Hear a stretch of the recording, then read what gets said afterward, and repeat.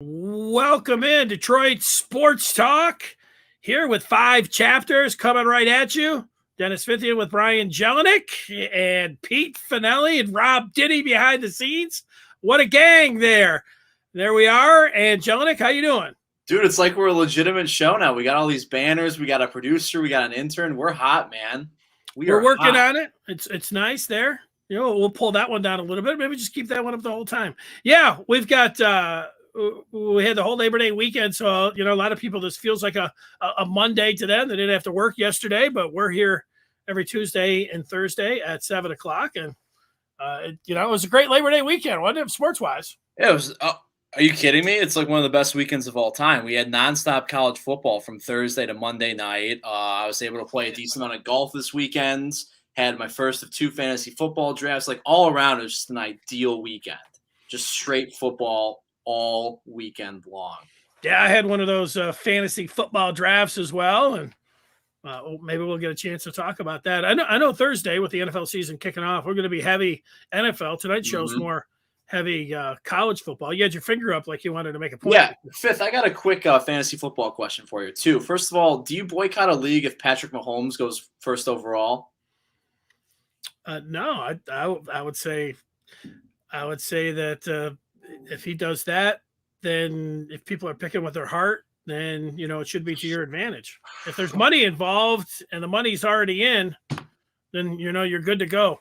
As much as I'll say this, that I analyze it. I spend way too much time for just playing in one league, analyzing and having an opinion on every single player. And I listen to all these guys that are the experts and the analytics and everything else. And, that guy's ADP way too high, or this guy's, great value here. In my league, dudes are jumping up, taking dudes like, you're like, whoa, what? Yeah. I know. And then these guys, this year it wasn't really the case. They're such heavy, Lion leans, man. All these guys love the Lions, and it's almost like they used to have to,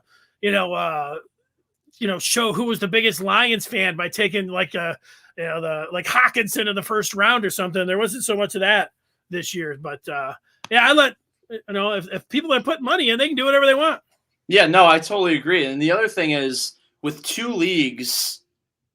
Oh, okay. We're just going to a single screen right now. With 2 leagues, I'm just confused because do I try to have the same game plan I had for my second league, like just try to draft a similar team, or do I just go totally off the rails and go different? Well, no, that's a great question. Like, and I've been in those. Like it's like gambling. Like I had 8 free rolls. Like if I bet $1 on one of the gambling sites, and I thought, okay, I got to bet 8 games. Do I bet the games that I like? Well, yeah, I do that, but I also want to say, hey, I want to be entertained. So I made sure in every window I bet a game. I bet the Thursday night game. I got a 1 o'clock. I got a 4 o'clock, and I got a Sunday, and I got a Monday night game. So 5 of the bets I did it just because of the window, because of entertainment. I mean, if you it's again, coming down the value, but you want to spread it evenly here. If it comes down like AJ Brown and DK Metcalf, like they're pretty close. It's similar, if anything. However you would break it down, they're going to be in a little cluster. I mean, do you take the other one just so you can kind of spread it out, and feel like those are tough things when you have multiple teams. I like those dudes that, do it for a living. They're like in, 20, redrafts. They're in all kinds of auction drafts. They have these best balls. They're like, yeah, I had 5 drafts today. I'm getting a lot of shares. And I was like, wow, yeah. So, yeah, I know that was a lot to say, to really say nothing about it, man. Yeah, so basically what you're saying around, maybe. Yeah, so I think I'm going to just try to stick to the same kind of game plan I have for the first team. And, yeah, like you said, A.J. Brown or DK Metcalf, like, all right, like either or is fine. But I'm going to try to stick to the same team. Yeah, I know I probably did 10 mock drafts myself, just kind of figuring out what the teams would look like if I took a quarterback early, if I took a tight end early and everything else. And I decided that my game plan was like, yeah, don't take a quarterback early. Let's wait on him.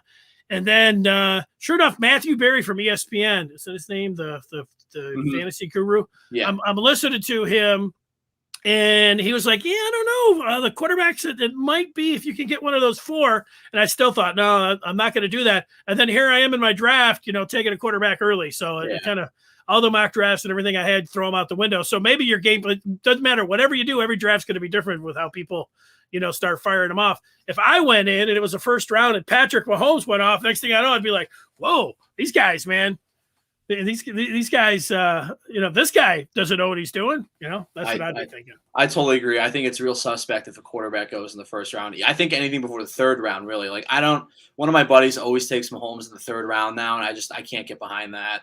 I can live without Patrick Mahomes, but you just can't be the first guy to take a quarterback, especially that early. Well, I think you can be the first guy if Patrick Mahomes goes out there and scores, throws 50 touchdowns, and he's 5 points better than every other quarterback, and you're also drafting good at the back end, then, you could take a quarterback early.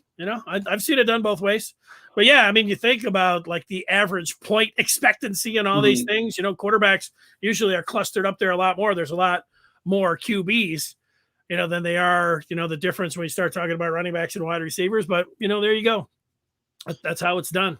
All right. Well, what we are talking about, let's throw that book up there. You can take a look at it for those of you that are watching right now, whether you're sitting there on Twitch or you're on YouTube or Facebook or any other way. There it is. The book. We're going to get to the weekend in college football. There you see in the third chapter, we'll hit local of Michigan and Michigan State in 1 and 2. Raj, the annual Tuesday guest, he'll have some thoughts on what's going on in football and some over and unders. And then we will take a peek at the NFL, which does get going on Thursday.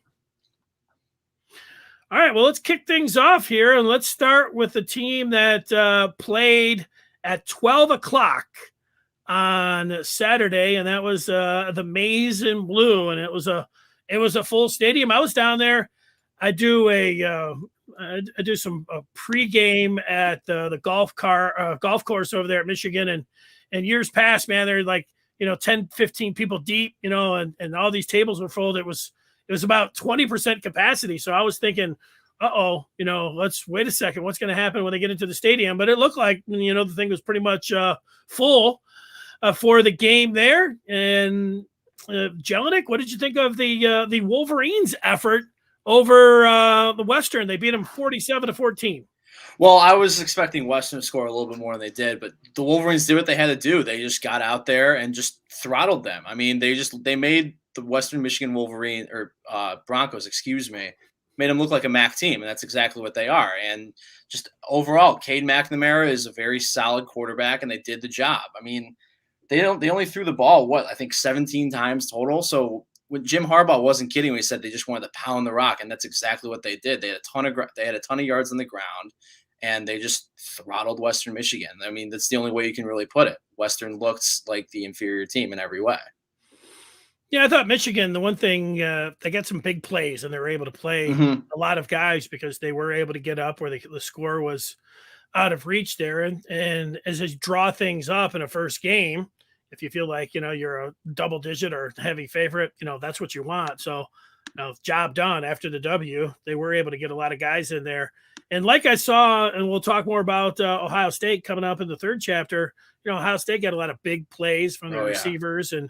And that was, the story of that game. And it really was for Michigan too. I mean, they get a kickoff return for 79 yards. Ronnie Bell ends up with a 76-yard touchdown catch. There was another one. A.J. Henning had 74 yards. Dalen Baldwin from J.J. McCarthy, maybe the play of the game, where the true freshman quarterback, the 5-star's rolling out to his right, and he's throwing it back and ends up being like 50 yards, across his body, where 5 years ago you'd say, man, you wouldn't see quarterbacks attempt a throw like that even in the pros, and you would always hear the analysts say, you don't want to throw a pass like that.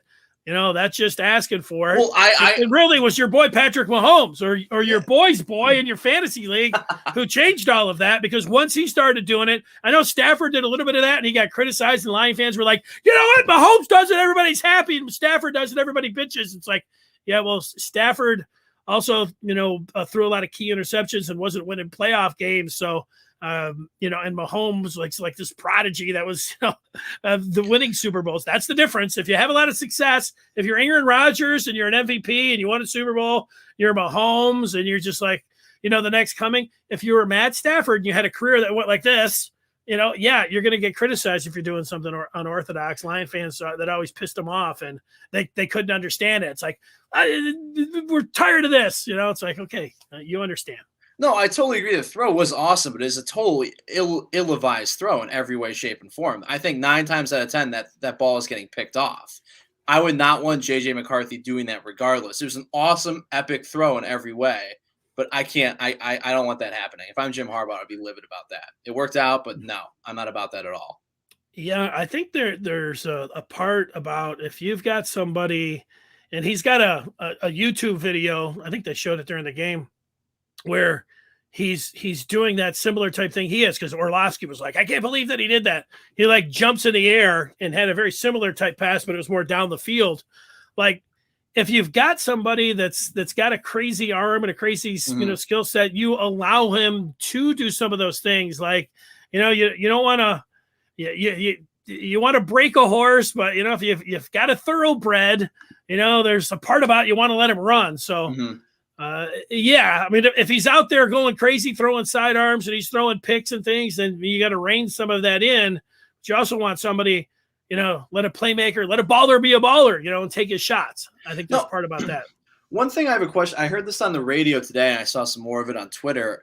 With JJ McCarthy being all hyped up and praised and all this, do you think that McNamara is going to be on a shorter leash now? And as soon as something happens, like an ill-advised throw or a bad pick or something, Michigan fans will want him out of the game and put McCarthy in? Do you think they'll want that new toy to play with? Well, I think there's always going to be Michigan fans, or there's going to be any football team with a quarterback. If you have a star player that's waiting in the wings, and you have a guy that does something, they're ready to put the hook on him. I think. As soon as you have like a guy like let's say McNamara would struggle on Saturday, there'd already be people like, hey, let's go and go to McCarthy. But you got to be ready. That's where the things have changed, and it changed just a couple of years ago, and it changed with and Nick Saban did it. It was in the championship game. He had Jalen freaking Hurts out there. Yeah. And they're in the championship game against Georgia, and Hurts isn't that great of a thrower.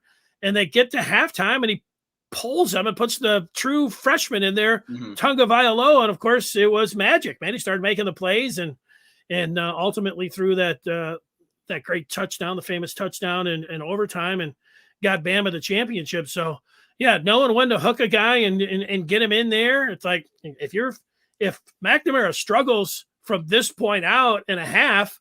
Yeah, I mean, people are going to be clamoring to see not one interception. I mean, you got to allow a guy, throw a blind pick six. I mean, that can happen. You get out there, you can do that. You saw it with Ungalele. He was out there throwing it around. You get a guy that throws a pick six or something. You can still leave him out there. But a bad half, I think then you're talking about putting somebody else in. God, I think that's just way too short of a leash for McNamara. I think McNamara is a pretty solid quarterback, and I just don't want to see one bad half or two bad throws totally change people's opinions about him, because I think Michigan did find a good, solid quarterback. He's not amazing. He's not terrible. He's a solid Michigan quarterback. Yeah, well, one thing, this is only a second start, so we'll see, just how good he is. Who knows really what his ceiling or floor is right now. He played pretty well against Rutgers, and when he came in, and showed a lot of things. He got hurt in that Penn State game, and he was just solid. Didn't have to do a whole lot. You mentioned just running the ball. Didn't have to do a whole lot for Michigan here. There'll be some points where they're going to have to lean on him. Beth jumping in the feedback, asking about Ronnie Bell being out for the year, how that's going to affect Michigan. Well, Beth, Ronnie Bell's Michigan's best wide receiver, and he's a captain, and that dings you pretty big. You think about looking at Michigan's depth chart and transfers for every team. Michigan had two guys, Giles Jackson, who transferred to Washington. He was an outstanding wide receiver for him last year. And then Xavier Worthy, who would have been a true freshman, he ended up, I think, going to Alabama, a guy that was close to being a 4 or 5-star recruit. And now you had Ronnie Bell, who didn't come in that heralded, but he certainly was their best wide receiver. And so, that's huge. I mean, out of all the things that go on, losing, your top guy, they've got some other guys there, but no, that's a big loss for Michigan. Huge loss. Yeah, that is a huge loss. I'm not sure if it's going to affect the throw or the game in the air, the passing game, anything like that, but man, that's tough to see. Same with what's the kid's name from Minnesota? It's the same thing. Ibrahim. God, that is just tough. That's going to be even worse for Minnesota's offense. But man, having Ronnie Bell out for the rest of the year, that's going to hurt Michigan a lot. Yeah, Ibrahim's an awesome back for Minnesota. Yeah, it's tough to you go out there and say, if you look, there was a point last year, or maybe it was the year before, the pandemic. I don't know, the Michigan season. I don't know what kind of numbers they had. Actually, it was 2 years ago. Like Michigan on third downs, like Ronnie Bell, had this incredible. They looked for him when they needed to on money downs, and he came up big. He was one of the better receivers like that on money downs in the Big Ten. And like I said, senior had the big play in the game. There were some people that were complaining. Like I didn't have anything to complain about in that game. I know, like Jim Harbaugh, people want to complain, because it's Jim Harbaugh. But if we're just talking about the game, I did see there was some grumbling about, well, why are you putting Ronnie Bell out there if you really need him, and have him returning punts, because that's where he got hurt on a punt return. And I don't have criticism for a coach putting his best player on special teams. I think if there was one exception. It was a few years ago where John L. Smith put Drew Stanton out on the kick return or punt return team. And it was in the bowl game, I think. No way, really? And he ended up wrecking his knee. And so then he was out next year. It's like, okay, it's the most important position.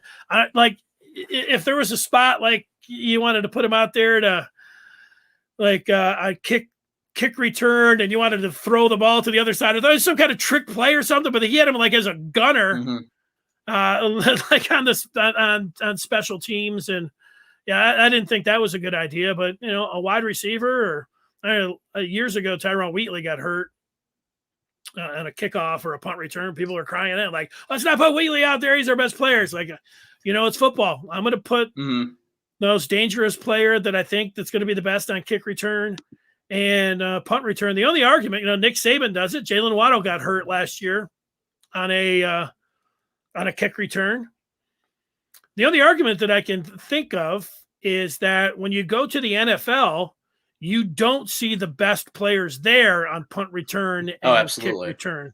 Yeah. So there's the argument. You can say, well, the NFL doesn't do it. Why doesn't college take it? So that's a pretty good point.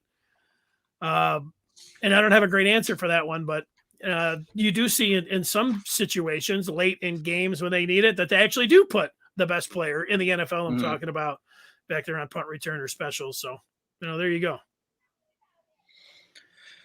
All right, let's look at some more of the feedback here. I can click it up as good as anybody else there. There's Pete talking about Dylan McCaffrey. Roger Smith asked, where did Dylan McCaffrey transfer to? And Pete came in there and just telling us to transfer to Northern Colorado, which I did not know until just now. Great job, Pete. Let's say hi to Pete. He's behind the scenes there. Can we click him up? Let's bring in Pete.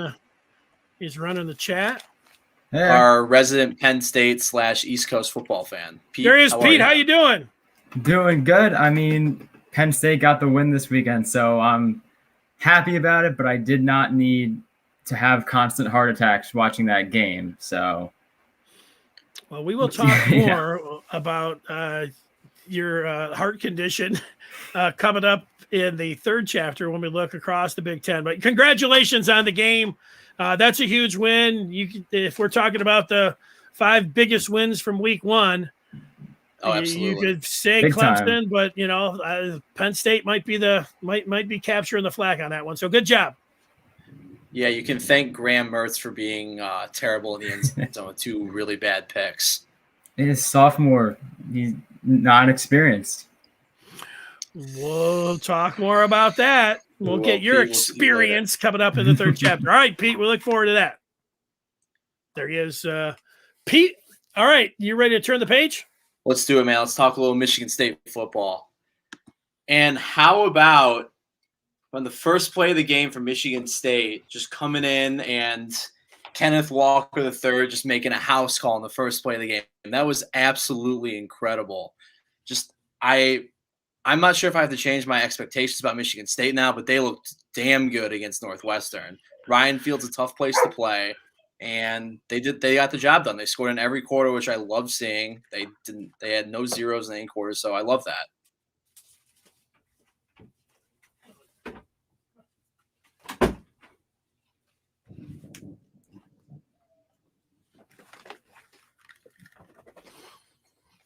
Yeah, what happened? I'm not sure if people can hear me or not. Yeah, you sound good. I don't know. I had to let my dog in. I had to let my dog. Anyone able to hear me there? I don't know. I don't know what happened. Everything. Yeah, you sound good. Everything just froze up on me. But yeah, Michigan State looks damn good. So I mean, 23 carries for 264 yards for Kenneth Walker was just absolutely incredible. Peyton Ramsey, I would like to see quarterbacks in this day of age throw for more than 215 yards, and not even having 200 yards in the air really bums me out a little bit. But other than that, I think the offense was solid. I want to give Kenneth Walker the third right now the Heisman, but obviously he's not going to continue averaging 11.7 yards a carry. Yeah, Peyton Thorne you're talking about. I think you said Peyton Ramsey talking about the QB who's the former Indiana quarterback. Yeah, you know what? If you're a Michigan State fan, we talked about it just like everybody else heading into the season, wherever you were at. Maybe you were 5-7, 6-6, 7-5. That seemed to be the range for most people that were predicting their season. And if you were like me and you were predicting 5-7, you had this game down as a loss.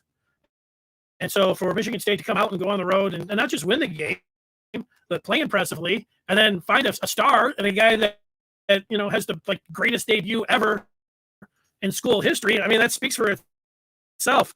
The first play going for 75 yards, and then he just kept backing up. I would also, going back, I was watching a little bit of the second half today. That offensive line, I just wonder what it would have been like if there would have been some other back there. I don't think they would have gotten the crazy yardage he did, because he's got flat out speed. You just get him to the edge, man. He's outrunning guys. But the one thing, and he can catch the ball. You just saw the offensive line was blowing some holes open for him. So that's a good sign. And then obviously a star is born, man. That's the biggest sign. No, Dominic, he's out. So yeah, that's what I saw. Let's get to some of the feedback here that's coming through. I'll put some of this up. And well, maybe I can't get to the feedback. Well, we'll work on that. Usually that's coming up. Am I freezing up? Can I get a thumbs up from somebody? Where's going there? Oh yeah, I got a thumbs up to myself. There's Bart, likes the show. Getting a little smooch in there. Yeah, I don't know what's happened on that. All right, well, there it is. We'll read some more of the feedback coming up. I'm not able to click it up. Fithian. Before? Yeah. Hey, Storm. Yes, sir. I got a Storm here, and also Brian lost his Wi-Fi, so he got knocked out, and you've been breaking up. Do we need to take a break and just come back? Let everyone get back on the track? Well, there's no... I'm fine. If you can hear me, then we're going to go. Let's try to go. Right, we don't need to take any breaks. We don't need to do anything. It's live video right here. Jelinek got knocked out. I know when I knew that there was a storm with my dog jumping up on he's sitting right here. The poor guy, he's just inconsolable when it comes down to thunderstorms and such. He's just nothing you can do with them. Well, let's see if we can bring up Raj here. We'll save the third chapter to see. They'll kind of flip him around. We know that we have Raj that is here. We can add him to the stream. Let's see. I'm gonna click over. See if we can do that. Yo. And there he is, Raj Bundles. Joining in the building. Raj, how are you? There you go.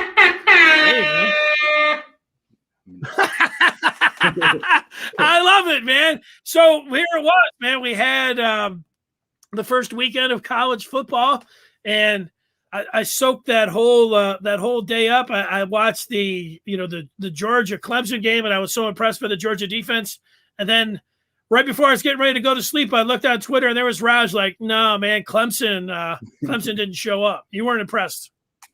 You weren't all that I mean, impressed. it was a good game, two good teams. It was just a real defensive battle. I was expecting to see a little more offense, a little more fireworks. I didn't see it. It was a tight game. I mean, it was a good game, but just not a whole lot of excitement. I mean, Clemson's O-line was bad. Georgia's defense was very good. So, Yeah, you know what? There's nothing against whoever that running back was for Clemson, that white dude. Like, I don't know. I'd never heard of him. He's probably like a 5-star running back or something. But the drop off from Travis Etienne to that dude, like, is there a bigger gap in all of college football? I mean, that and the offensive line, maybe they'll be able to find some things and get some things going, but they weren't opening up any holes. And I know Herb Street said it, and it's true, man.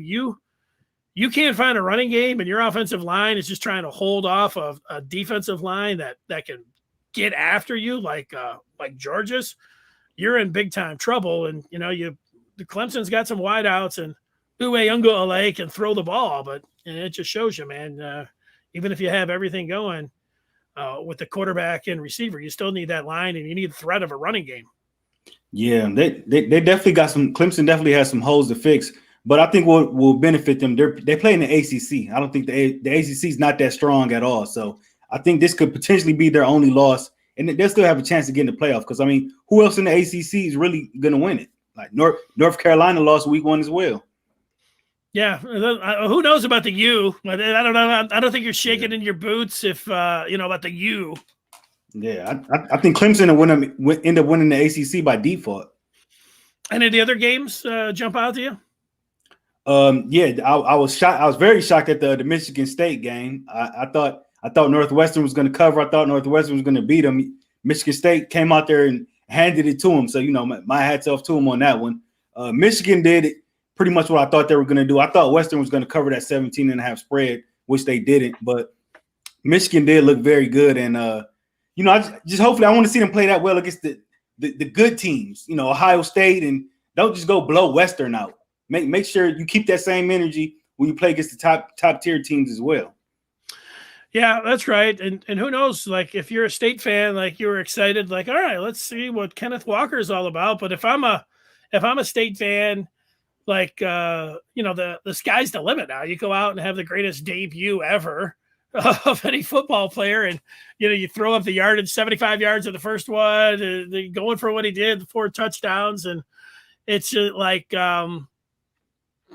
if you start to feel like you're ready to have a special season. Yeah, but I mean, overall, I think it was a very strong opening week, getting us ready for the NFL. They had games Thursday, Friday, Saturday, Sunday, yesterday, the Ole Miss game. So it was a productive week in football overall. I'm impressed with it, and I'm definitely interested for these next week's games. I am as well. And with that, maybe you put some over and unders on these upcoming games. Let's see what you have. You usually put 4 or 5 over and unders for us together. Which ones are you looking at? All right. Eastern Michigan did beat Central Connecticut State last week, 34-29. EMU is going to Wisconsin. They're minus 20. Wisconsin's minus 24.5 in that game. The over-under in that game is 52 points. 52 points for EMU at Wisconsin in Camp Randall. Well, 52. So I think that's going to be like a 48-14. I like the over. Yeah, I like the over in that game as well. Wisconsin coming off that loss to Penn State at home. They're going to want to avenge that. I think they're going to beat Western they're going to beat Eastern pretty bad. I think they're going to score a lot of points. I'm going to go over on that as well. Not that it matters, but because I'm an EMU grad, I better point out that Eastern Michigan beat St. Francis of Pennsylvania, not Central Connecticut State or whatever you had to say there. It's all right. We're always in the pursuit of the correct information. But you know what? You get an EMU alum here, and it'll be like, man, don't you even know your team? I actually tried to watch that game. I was checking it out to see if I could get that, and I couldn't. So I ended up watching North Carolina and Vatech before Michigan and Michigan State. Those games played on Friday, but yeah, I think Wisconsin's in a bad mood. You know, I can see him tacking a couple extra up there. I think Wisconsin will get 45. So, Yeah. Yep. you know, Eastern's just got to score a touchdown. Is it 40? What'd you say? 52 and a half? 52 even. Oh, 52 even. Yeah. Yeah. I think Eastern can score more than 7 points. 45-10 sounds like, about the right score in that one. So, okay. So we both have the over there. What else are we looking at? Yep. And then the spread on that Wisconsin minus 24.5. You think Wisconsin covers that?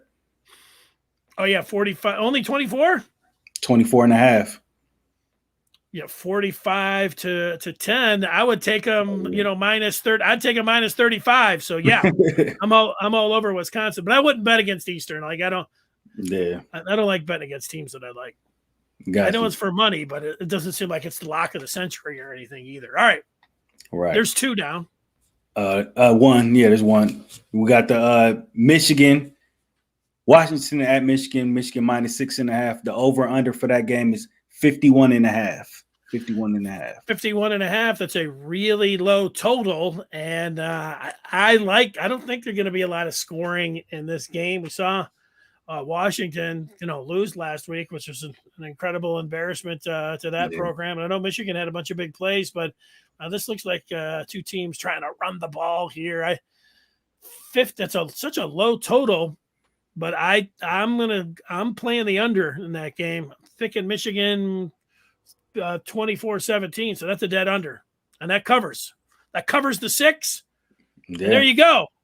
Get in there, man. Get a touchdown. Yeah, I'm gonna go with the over on this game. It's gonna be a primetime game. I think Michigan's offense definitely took a big loss by losing Ronnie Bell for sure. Yeah, but I think it's gonna be a primetime game. They're gonna want to open the offense up. I think they're gonna win this game. I think Michigan covers the 6.5 as well, and I'm gonna go with the over. All right. So I got the under. We both have Michigan covering the 6.5 though. Yep. And all right, we're gonna switch it to the NFL because the spread for the state and Youngstown State game isn't out yet. So we can just slide over to that Thursday night season opener. Dallas Cowboys at Tampa. Tampa minus 8. The over under in that game is at 52. Well, this one seems like an over. 52 seems like a low number for an NFL game to start things out on Thursday. I'll take the over in that one. The number's 8. And I think Tampa's going to win the game, but I think that's going to be too many points for the Cowboys with everything that they have offensively. I know Tampa's got everybody back and they're the Super Bowl champs and everything else. But yeah, when Tom Brady played for the Patriots, the Patriots, it took them a couple games, and maybe that was Tom Brady, maybe it was Bill Belichick, but I like the 8 points in the Cowboys. And if I had to pick, I would take the over. Yeah, I'm gonna go with the over on this as well. Both teams are healthy. Both teams have got loaded offenses. It should be a high scoring game. I'm gonna go with the over. That Tampa Bay minus 8. Yeah, I like the Cowboys to cover that as well. I think a lot of people are just writing them off in this game. I think they're gonna lose, but I don't think they're gonna get blew out like how everybody's saying they are. They're gonna lose, but I think they can cover 8. So give me the Cowboys and the points, and I like the over on the 52 points. You know what's strange for me, Raj, is all the years before, like I always picked college games. I picked everything, but I didn't bet very much at all. I played a little fantasy league, which is, it is gambling, but not specifically betting on games. Well, I said this fall with gambling being legal. I know it's been legal for a while, and people I bet like 3 games. One of the hockey, like just like a couple bucks, here or there for I bet the Lightning in a game. I bet the Phoenix Suns in a game 7 to get to the finals, or maybe it was game 6, whatever it was. But I was winning. I lost a Montreal game, but I said, when football comes around, I'm going to take advantage of one of these like specials. So I did, and the bottom line is coming up on Thursday through Monday, I got 8 bets rolling around. I got the heaviest action. I've got my fantasy league team in. I've got a daily fantasy on Thursday, which was a free ticket from one of them. And then I got 8 gigantic bets in free rolls. So it's the most action that I've ever had. I can't wait for Thursday. I can't wait for Sunday, man. It's going to be incredible. Now it's who knows, Tuesday I'm going to come in here maybe with my head down saying, no, man, I couldn't win a bet. That's why I'm not gambling. But we'll see, man. Action galore. Yeah, I'm the ready. odds are with you. You said eight bets. You know what? If you on the one site you go in, they all have their deals, right? You just had to deposit $5 and then you just had to bet $1. And if you did that, they gave you 8 $25 free bets. So I deposited $5. I bet $1 on the Cowboys plus 8. And then I saw those bonus $25 bets. And I doubled back on the Cowboys. I got them. And then in each window, I got a couple 1 o'clock games. I got a 4 o'clock game. I got a Sunday night game, and I got a Monday night game. All the way through, man. I got action. Yeah. Some shouldn't fall through out of that. The odds are in your favor. Well, we'll see. You know what? Right. You can just flip a coin and hopefully it doesn't go. I don't go 0 for 8, but we'll see how that works. My first foray into gambling. So that'll be the experience. I'm ready to go there. Any special plans for the NFL, or are you just going to be chilling at home? What's it going to be like? I'm actually supposed to be going to the Lions season opener, so I'll be able to see the disappointment up close and in person. Remember the disappointing season opener last year against Chicago when Swift dropped that pass. That game we all thought they were going to win, and I think a lot of that's the same this year. I think actually I was in Vegas. I was in Vegas last year for that Chicago and Lions season opener, and I bet with the Lions, and they lost. It was just a big disappointment. Big disappointment watching that game in Vegas. It was a big disappointment. Spoiler alert, I'm picking San Francisco, and I'm laying that 7.5 points, even though that big number. But hey, have a great time. Take some pictures so we can put them up on the Fifth Chapter next Tuesday. How about that? I got you. No problem. All right, Raj. Great to see you, man. And on that broadcast, you're going to be filling in because Jelinek is heading up north. You'll be with me and Pete. So Tuesday show, I'm filling in. I can't wait, man. I'm looking forward to it. All right, thanks for having me. We'll talk with you. There he is. All right, peace. Raj Bundle. I don't know. I'll see if I can. There it is. And now it's me. As we turn the chapter. That was Raj. Now we'll go to the college football weekend that was over Labor Day weekend. We've talked about Michigan State and Kenneth Walker and Michigan, but you got the other games Thursday. It started out with Ohio State and Minnesota. That was a very entertaining game. Now, I watched Nebraska and Illinois in week 0, but this was really felt like the start of the college football season on Thursday with Ohio State and Minnesota, and it was a great atmosphere. And the All-American girl Jenny Taft, down on the field there, and Joel Klatt and Gus Johnson on the call, and it was a great atmosphere. And you know what, Minnesota hung in there, and for I don't know, at least a half, you felt like, hey, Minnesota could do this. A very entertaining game. In the end, Minnesota, you can't. Of course, you're going to have to capitalize, but you can turn the ball over, and then you got to stop big plays. Recipe in any game. And Ohio State, with their quarterback who hadn't played in 2 years, first start as a freshman quarterback. By the time he got in there, was C.J. Stroud in the second half. You saw the playmaking ability, and Garrett Wilson and Chris Olave, both of those guys, especially Garrett Wilson looked like he had a pass that he could have caught, bailed out his freshman QB in the first half, and even Olave looked like he could have come up with one or two. There's Jenny Taft, the All-American girl. She did a great job there down on the field throughout the game, but it was the crowd stood out, man, just how awesome it was and how into it they were. Of course, I was pulling for the Gophers like everybody else, but then we got to Friday, and the warm-up act for Michigan State was North Carolina. A lot of Lion fans were going to watch if you're scouting your next quarterback. The possibility of the Lions finishing with just 3 or 4 wins could put them in line to have the number 1 pick. And then looking at the quarterback crop is going to be something that you're definitely going to be aware of if you're a Lions fan. And then, Sam Howell's along with Spencer Rattler at Oklahoma, those are the top 2 presumptive picks right now. We'll see how it ends up playing out when it comes down to it. Like Howell looked very impressive against Vatek, obviously, and his stock is going down a little bit. So that was Friday, and then Saturday all the way through Michigan. Bama looked great, and Iowa looked very good, and then you had Penn State and Wisconsin. And for a little bit more on that game, let's talk with Pete Finelli, who's running the chat tonight. And there you see him. Yes. There you see Jenny, and there you see Pete, who joins us here. And Pete, that was a game that we talked about heading in. I was thinking Wisconsin. People were showing the video of jump around and everything else. No score at the half, but we got into the second half, and Dotson made the big play for Penn State. But it came down, man, nail biting time at the end, because Wisconsin had at least 2 drives to get down there and score a go-ahead touchdown. It felt like maybe they, could come back and pull out the victory in this one. Yeah, you're right. They had 2 chances towards the end to come down and score both times. Mertz threw the interception. The first one, not nearly as much on him, was just a great read by the safety, Brisker.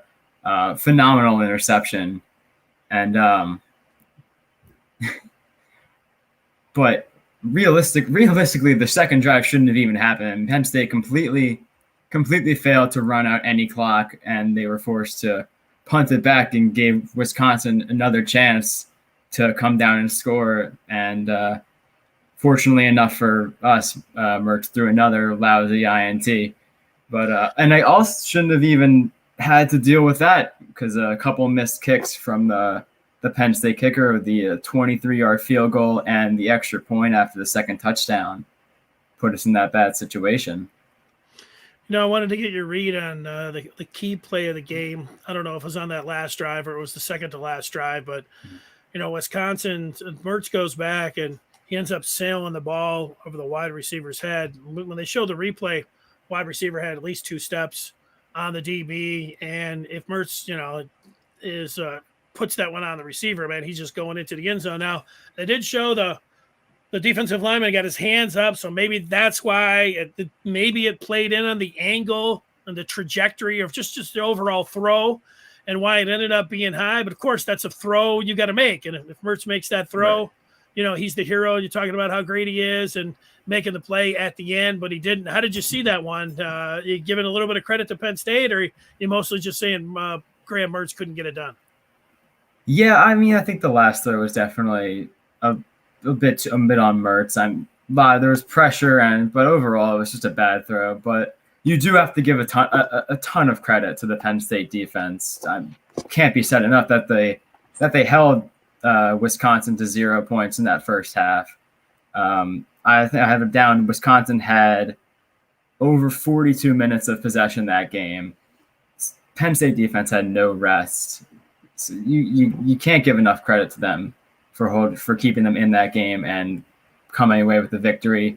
They got beat a couple of times, especially on the ground. We talked about it last week. The Wisconsin O-line, a couple of big guys. So yeah, they had a couple of big runs, but it's that key phrase that everyone likes to talk about with defense: bend but don't break. They had a couple of big stops with the field goal block early on and the fumble recovery that was just miscommunication from Wisconsin. But the fact that they were able to hold them to 0 in the first half and then 10 in the final is just incredible. The fact that you go to Madison, which is a very tough place to play in the first game, and you're able to win, it doesn't matter, how you do it.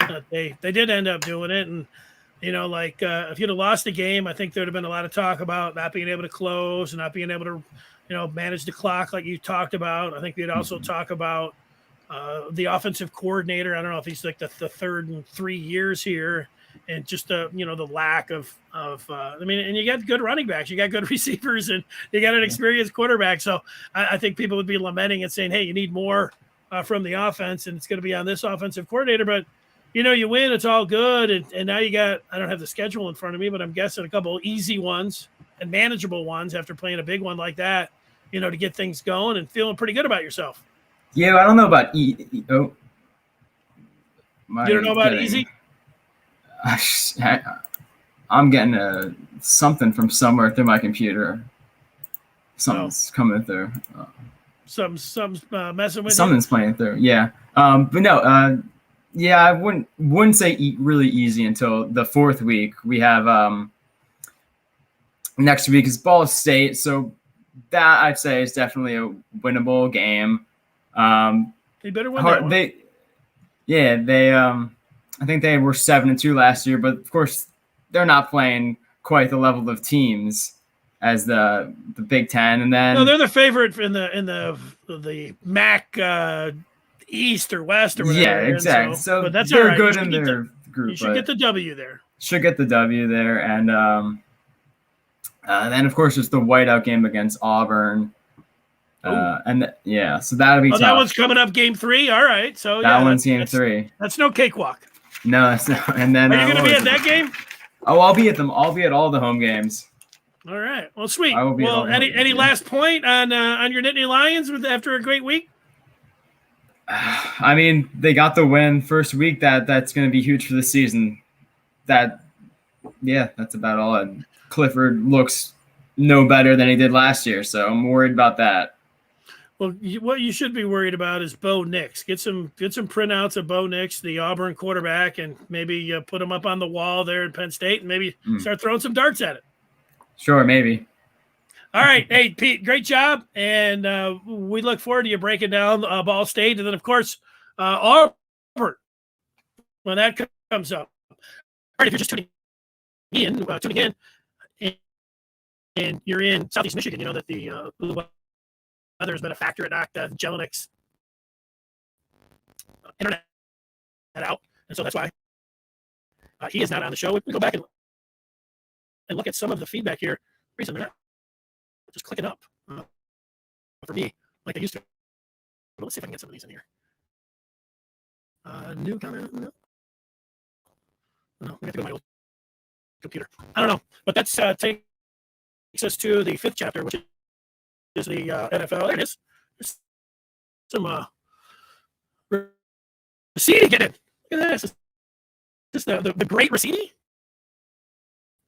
if I can put all that you were saying about the third Ball brother. Wasn't serious about going to the NBA. That is the great Racine, who has found his way to Detroit Sports Talk here on the 5th chapter. It's good to see him there.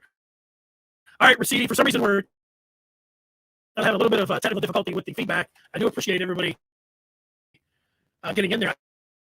Maybe I can read them without putting them up on the screen, or maybe they will come up here. I'm going to give it one more shot. Maybe it just takes a second to throw up there, which could be a possibility. Yeah, it is. Beth asking what we think of the quarterback. A couple concerns. We're very happy with the win. MSU with 21 transfers. Yeah, look, I think Peyton Thorne's a situation. He's got he's got the better legs, and Russo mostly got this cannon of an arm. I think it's a situation where when you got an offensive line and now you got a running game, those are quarterbacks' best friends. I thought they've got some wide receivers. I was watching the one kid in the third quarter that came out with looked like there was going to be a penalty. I was there in a 15-yarder on a MSU offensive lineman, went out, laid out, made a sweet catch there. They get some nice pass catchers, but I think it's Thorne. You keep going with a good thing there, but I think it's a situation just like with Michigan and McNamara. If McNamara went out and put together a real clunker in the first half, I think Jim Harbaugh, I don't say he wouldn't hesitate, but I think he would definitely think about putting in J.J. McCarthy, and I think Mel Tucker, it's going to be the same thing. Let's say they go down to Miami, talking about Michigan State, in whatever that is, 2 weeks. They're down, taking on the U, and they get into a first half situation, and Peyton Thorne is struggling.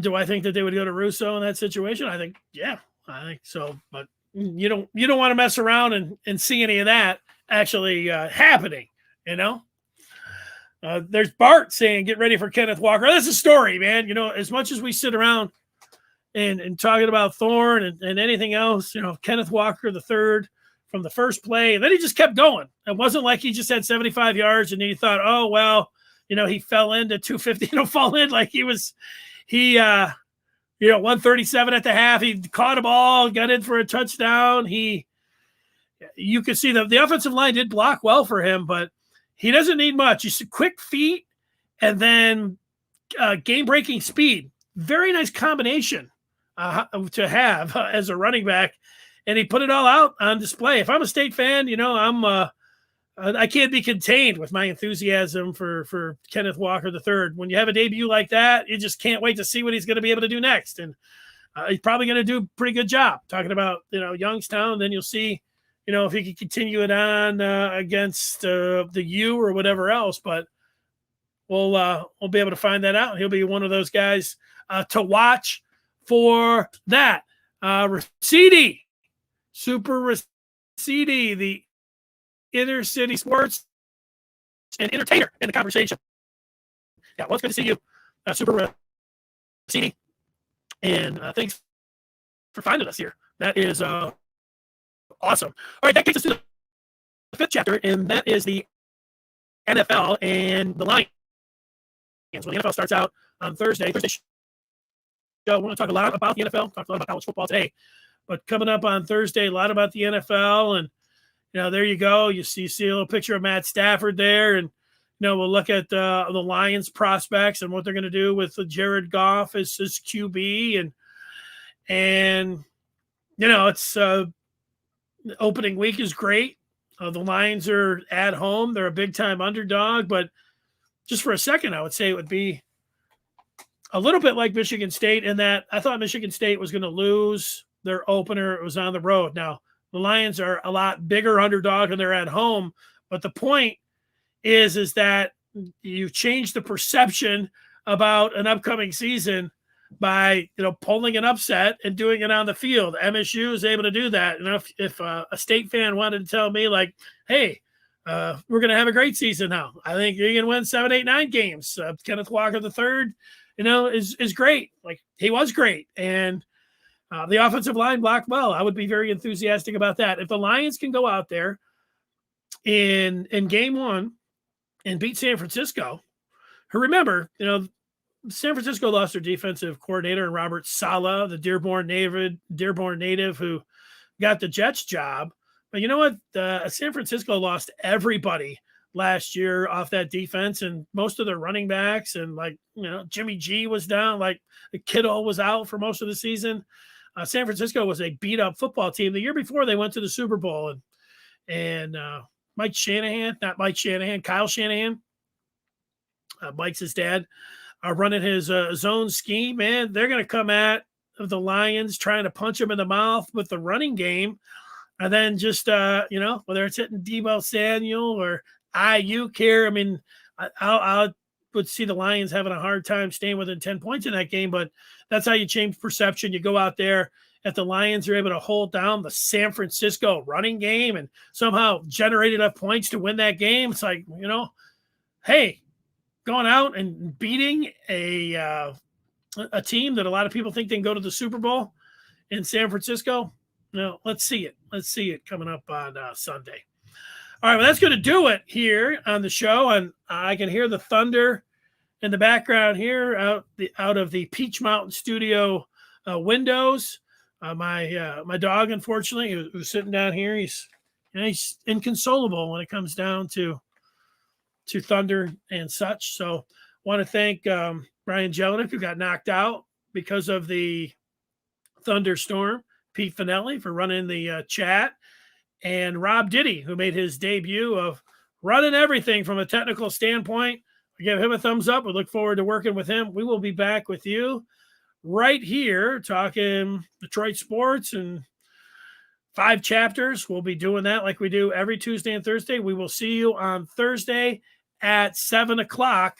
Thanks for joining us, and good night.